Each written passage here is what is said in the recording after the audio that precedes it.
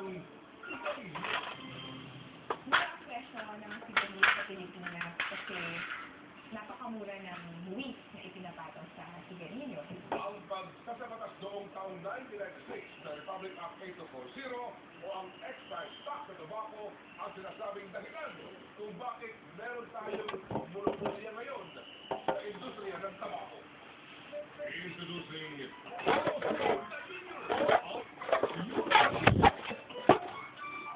pesos lamang ang isang kahan ni Jose Sr. nang siya'y pumasok sa merkado noong 1996. Pasok siya sa grupo ng low-price cigarettes na merong buwis o sin tax na 2 pesos and 70 centavos lamang.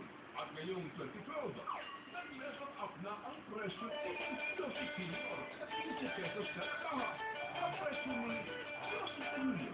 Kapapasok lamang itong 2012 at swak na swak silang pareho sa grupo ng premium cigarettes na pinapatawad lang 28 pesos and 30 centavos na sin tax. Pero si Jose Sr. ay ibinibenta ng 17 pesos and 70 centavos lamang. Kahit nag-level up na sa 15 pesos kada kaha, si Jose Sr. ngayong 2012, aba